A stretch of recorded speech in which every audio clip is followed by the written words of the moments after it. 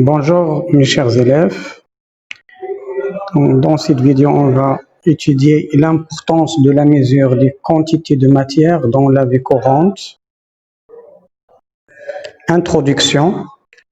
L'eau est l'un des produits alimentaires les plus surveillés en chimie.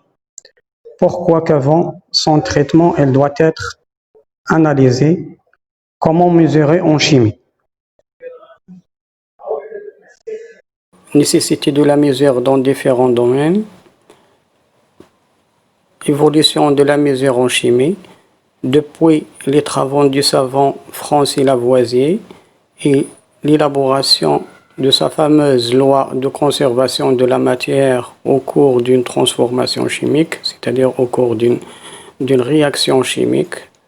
Donc, cela a permis de faire la progression de la mesure en chimie tant au niveau des techniques de mesure qu'au niveau des dispositifs utilisés.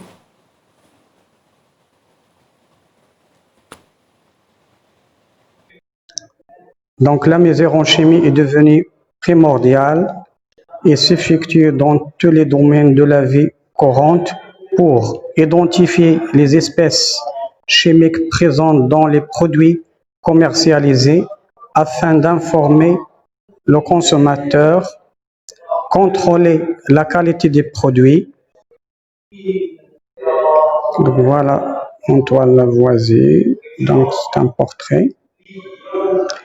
Donc deuxièmement, mesurer pour informer. Pour informer le consommateur, le fabricant indique sur l'emballage la composition du produit alimentaire, c'est-à-dire la nature et la masse des espèces qu'il contient. Donc voilà un exemple. Examiner les informations portées sur les étiquettes de bouteilles d'eau minérale A et B. Quelle espèce chimique contient-il? Donc voilà étiquette 1, minéralisation moyenne en milligrammes par litre.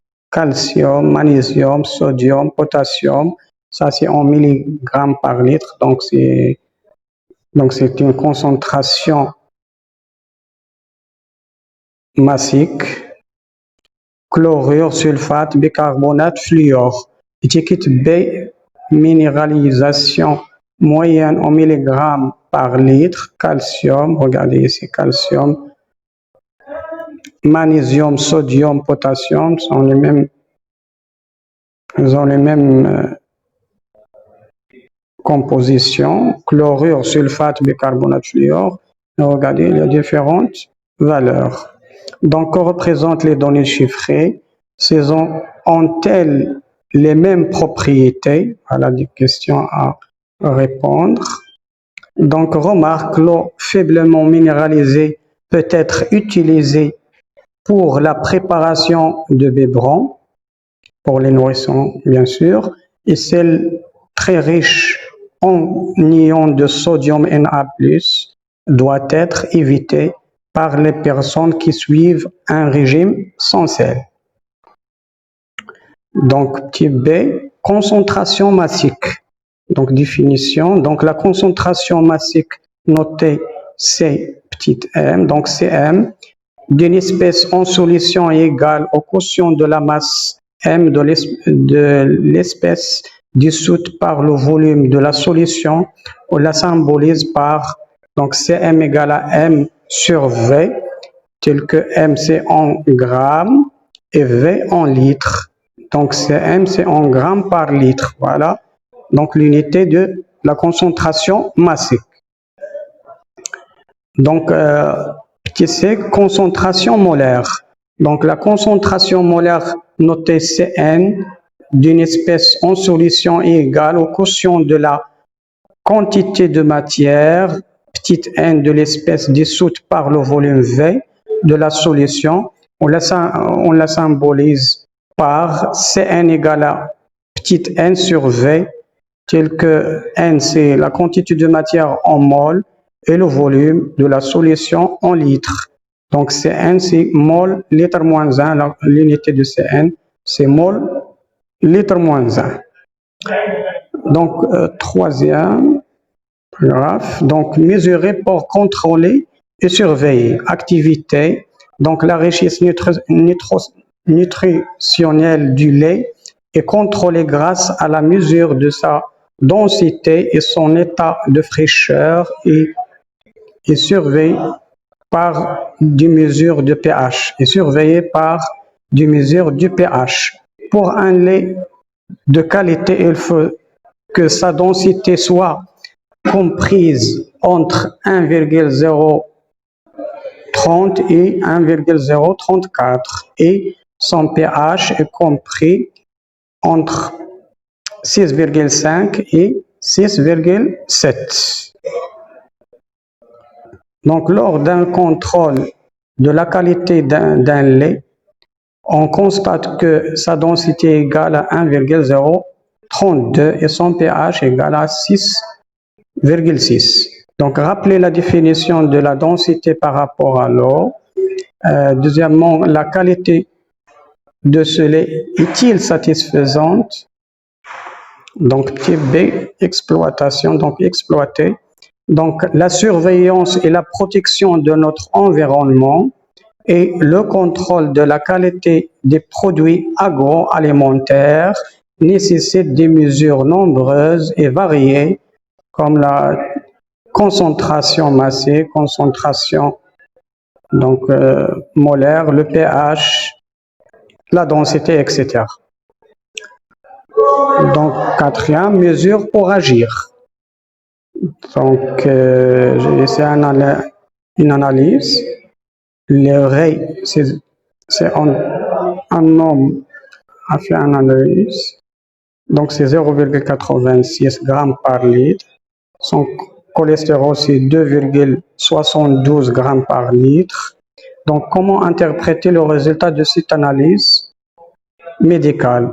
Donc, le taux durée de ce patient se situe entre les valeurs normales, donc entre 0,7 et 1,10.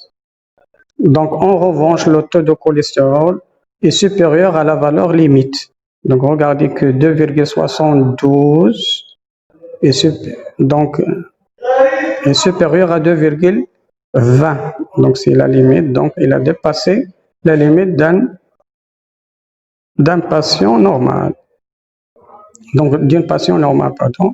Donc, au niveau du résultat de cette analyse de sang, le médecin prescrira un traitement adapté pour abaisser le taux de cholestérol.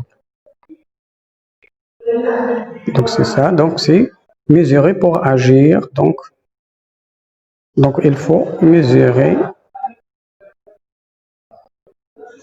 Donc, exploitation. Les mesures physico-chimiques, pH, concentration massique, densité, effectuées lors d'analyse permettent de mettre en œuvre des traitements pour corriger les valeurs en dehors des normes. Donc, 33, les techniques de mesure. Donc, mesures approximatives ou précises. Donc, généralement, les mesures qui ne nécessitent pas une grande précision peuvent être réalisées avec du matériel simple, alors qu'une mesure précise nécessite un matériel plus élaboré. Donc, le chimiste utilise le pH mètre pour effectuer une mesure précise, alors qu'il n'utilise que le papier pH pour faire une mesure approchée. Donc, petit b, mesure continue ou par prélèvement. Donc, une mesure continue permet de suivre en temps réel l'évolution d'une grandeur. Elle nécessite l'utilisation d'un capteur adapté. Donc, un prélèvement analysé au laboratoire donne un résultat ponctuel. Donc, la mesure de la quantité de polluants dans l'atmosphère s'effectue en continu. Donc, tandis que la mesure pour surveiller la quantité des eaux des piscines s'effectue par prélèvement. Voilà, mesure du pH ici, donc mesure de pH avec pH mètre et ça c'est pH. Donc, mesure destructive ou non. Donc, si l'échantillon à analyser existe en faible quantité, on choisit une méthode non destructive. Par contre, si l'échantillon à analyser est disponible en grande quantité, on peut utiliser la méthode destructive. Donc, ce capteur mesure en continu la teneur de dioxygène dans le sang. Donc, mes chers élèves, donc cette vidéo tient à sa fin. Donc, je vous remercie et à la prochaine, Inch'Allah.